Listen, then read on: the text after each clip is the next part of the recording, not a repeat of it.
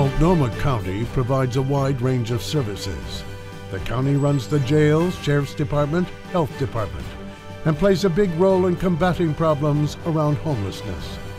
Federal money helps pay for many of those services. County leaders are keeping a close eye on a proposed budget from President Donald Trump that could slash federal funding in a number of areas. Tonight, County Chairwoman Deborah Kafoury joins us as she prepares to give her annual State of the County address. From KGW News, this is Straight Talk with Laurel Porter. Hello, and thank you for joining us for Straight Talk. I'm Laurel Porter. If the city of Portland's all about bricks and mortar, sewers and streets, Multnomah County is all about people, people, people. The county provides a lot of services you might not think about. Many of them protect the vulnerable among us. Multnomah County's Chairwoman Deborah Kafoury oversees it all, leading 14 departments, 47 divisions, and 5,600 employees. And last year, she oversaw a budget of $1.8 billion. And right now, she's working on the budget for next year in very challenging times. President Trump's proposed budget includes cuts that could directly affect many of those county programs. Here to give us a preview of what we can expect and a look ahead to her priorities for the next year, welcome to my guest, Multnomah County Chairwoman Deborah Kafoury. Thanks for joining us again on Straight Talk. Always nice to have you here. Thank you so much. You reveal your budget on Thursday, and then the next day before the City Club of Portland, you'll give your State of the County speech. In a nutshell, how would you describe the state of the county right now? Well, the state of the county is very strong. I would say we are coming at this potential storm from a state of strength, but we're trying to prepare for the uncertain times ahead. And how much pressure are you feeling with that uncertainty, not knowing how President Trump's proposed budgets might affect the county? There's a lot of pressure. The people that we serve are the very most vulnerable in our community: elderly, the disabled, people who are experiencing homelessness, and kids.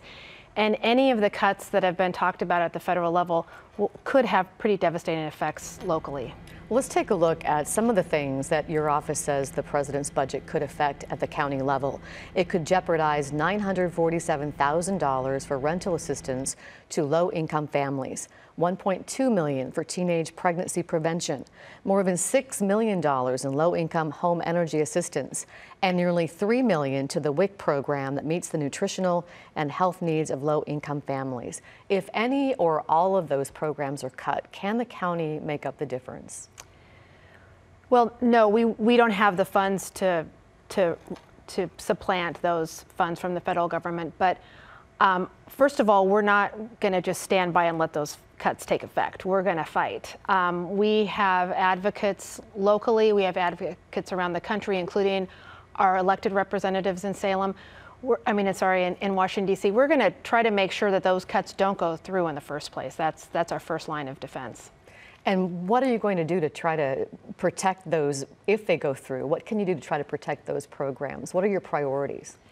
Well, we'll have to continue to prioritize the very most vulnerable. So even in terms of any program you have people that are a little better off than others. So we focus on those who really have no other means besides the assistance that they get from the county. And I understand you're asking your departments, all of the agencies, to really take a good, hard look at their budgets and see where they can cut. What are you asking them to do specifically?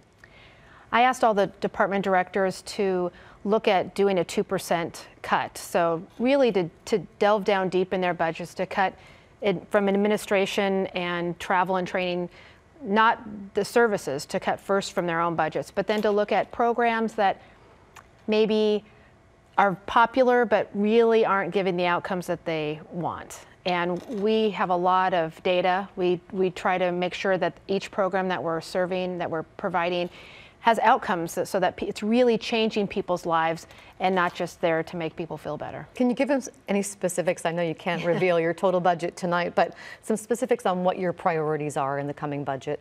Sure. We have, during the last 3 years that I've been county chair, which I can't believe it's almost been 3 years, we've really prioritized dollars for housing and homelessness.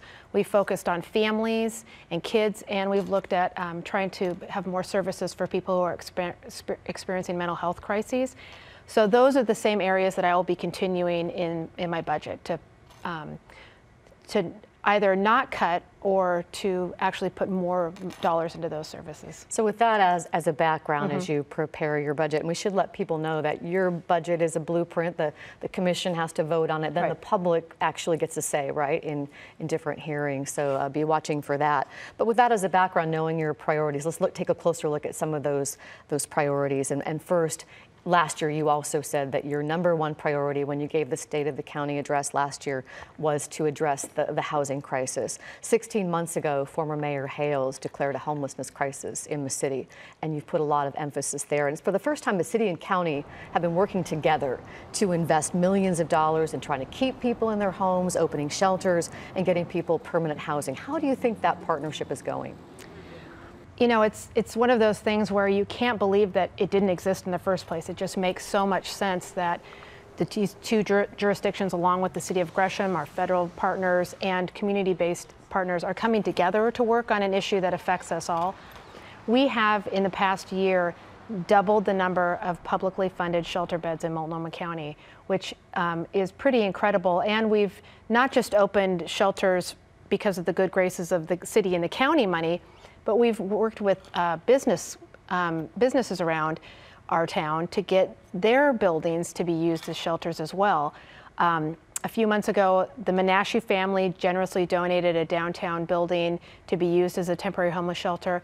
And on Monday, I'm excited to say we're going to be opening up our newest shelter where it used to be the Schleifer Furniture on the east side. So that's a critical component, having the community and developers and businesses work with you to make this happen. Everyone knows that there's a crisis in our community, and what I found is that everybody really wants to help. They just need to be asked, and they need to have a direction. And when we put the call out to business owners that if they had an empty building, to please call us and let us know. We've had several. I forgot to mention another one, Tom Cody with his company called Project. They have a building in downtown Portland that they also offered up. While they're vacant and they're waiting for their permits and to figure out what they're going to do with the building, why not open it up and let us put people into sleep? So I understand by Monday that'll be 7 shelters, at least permanent or temporary shelters. And in addition to try to give people these shelters and temporary housing, you also try to help people stay in their homes with rent assistance. And the one that really got a lot of headlines was what happened at the Normandy Apartments on Northeast Killingsworth in Northeast Portland. And the landlords there were going to raise the rent 100%. And I understand there are 26 kids who go to Rigler Elementary who live there. And so the county stepped in to help with rent, to help them be able to stay where they live so they can finish the school year. Can you tell us what's happening with that situation now? Well, this was a really incredible situation because these families were unable to afford the rent increase, and they were going to have to move in the middle of the school year, not only affecting those families and those kids, but affecting, really just destabilizing the entire school community. 26 kids out of one school is a huge issue, and the principals, the teachers were all really concerned. So we were able, because we had strong relationships with, through our son schools with community organizations like Latino Network that works with a lot of these families, we were able to very quickly get in, help these families, and stabilize them, at least for the time being. And you've had a lot of success with vets, getting them permanent housing, 1,300 vets, and you're recognized by the White House. Is that in jeopardy at all with the new administration? Unfortunately, it is, and it's really sad to say, because one of the reasons that we took on the veterans as our first population to house was we had the support of the federal government. President Obama and the First Lady had made ending veterans homelessness one of their top priorities, so they put additional dollars into getting vets off the street and into permanent housing. And it's my belief, and I know a lot of people who believe that it's really sad that anybody's sleeping on the streets, but someone who has risked their life to serve our country should never, ever face homelessness. You know, we look around, you've had a lot of success, but look around, a lot of Portlanders say they still see a lot of homeless people. They see a lot of camps, especially in the Lentz neighborhood. People there are upset. They had a town hall meeting last week to talk to city leaders and let people know that they have problems there and they want to see it cleaned up. And just this week, a woman was out walking her dog and a pit bull off leash from a homeless camp along the Springwater Trail attacked her and her little dog. She had to go to the hospital. Her dog has surgery. And here's what neighbors in Lentz are saying about the situation. Lentz neighborhood feels like it's been dumped on. These people are not from Lentz. They were pushed here by the previous mayor. I have every sympathy for the homeless population, but when it comes to dangerous animals on the path, that needs to be taken care of. They need to be leashed up. They need to be in the tents. They need to be watched. I don't feel safe walking my animals in the neighborhood anymore, which is unfortunate because everyone else in Portland can do that. The folks in Lentz kind of feel forgotten, it sounds like. That's just one example of some of the problems they face. What can you tell them? When will they see some changes?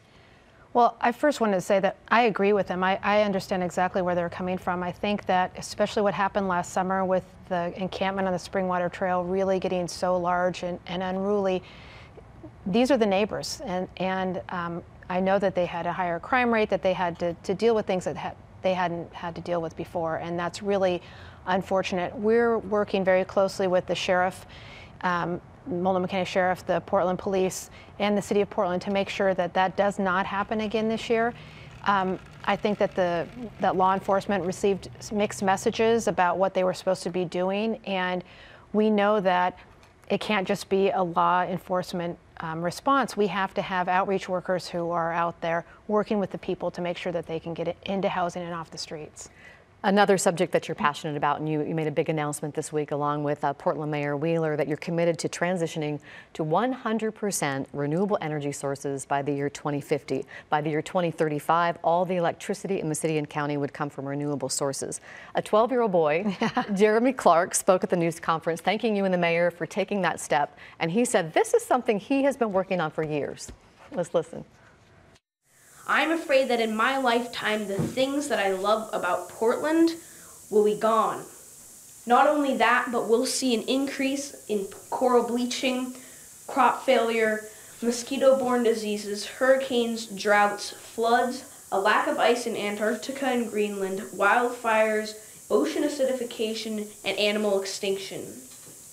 This sounds like a future that nobody should have to live in, which is why my friend Charlie Abrams and I have been fighting for climate justice since the 4th grade.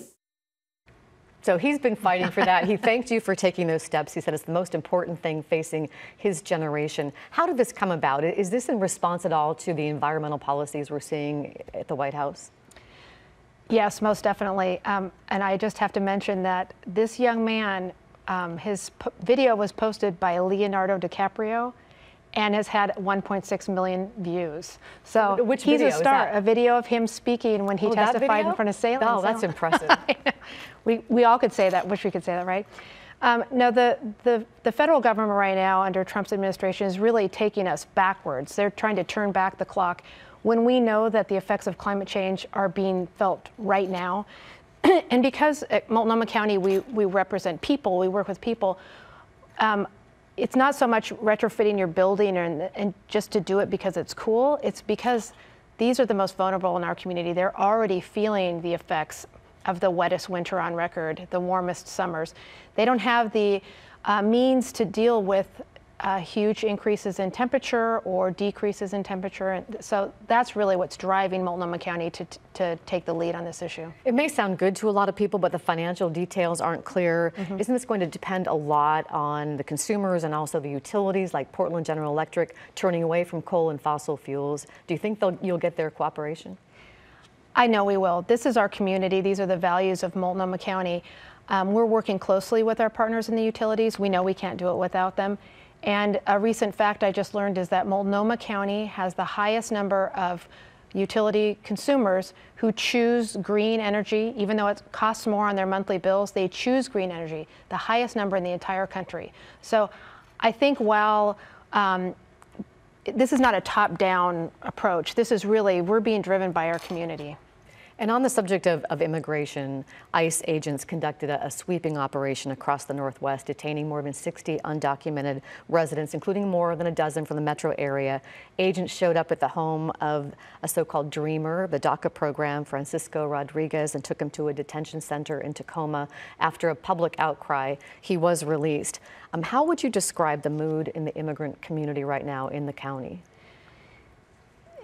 People are terrified. People are scared, and it's not just people who individually might be undocumented, it's their friends and their family.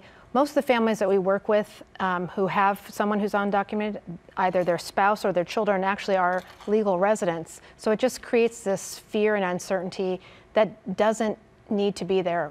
It's not making our community any safer. And we have stories, endless stories about moms not bringing their kids in to get immunized, or for example, we have 12 women who have not shown up to get restraining orders against their abusers because they're more afraid of the federal government than they are of the person who's abusing them.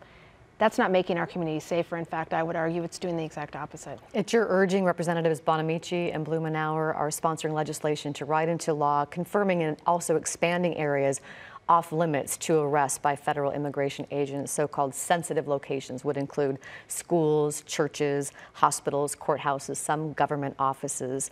And you talked about why that would be important. What are the chances that will get some traction in Congress?